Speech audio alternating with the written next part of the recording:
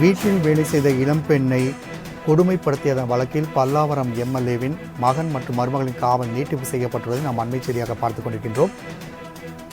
வன்கொடுமை சட்டத்தில் கைது செய்யப்பட்ட திமுக எம்எல்ஏ மகன் மற்றும் மருமகளுடைய காவலானது மார்ச் 7ஆம் தேதி வரை நீட்டிப்பு செய்யப்பட்டுள்ளது. மேலும் கூடுதல் விவரம் செய்தியாளர் கிருஷ்ணா வழங்க கேட்கலாம்.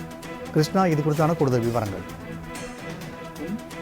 வன்கொடுமை தடுப்பு சட்டத்தில் கைது செய்யப்பட்ட திமுக எம்எல்ஏவின் மகன் மற்றும் மருமகளின் நீதிமன்ற காவலை வருகிற மார்ச் 7ஆம் தேதி வரை நீட்டித்து சென்னை மாவட்ட 3வது கூடுதல் அமர்வு நீதிமன்றம் இன்று உத்தரவிட்டிருக்கிறது.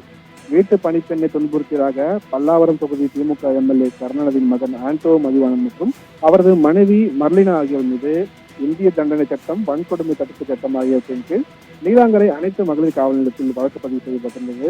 இந்த வழக்கில் கடந்த ஜனவரி 25ஆம் தேதி தனிப்படை போலீசாரால் ஆந்திராவில் வைத்து இருவரும் கைது செய்யப்பட்ட நிலையில் சென்னை வன்கொடுமை தடுப்பு சட்ட வழக்குகளுக்கான சிறப்பு நீதிமன்றத்தில் இருவரும் ஆஜர்படுத்தப்பட்டு பின்னர் புழல் சிறையில் அடைக்கப்பட்டிருக்கிறார்.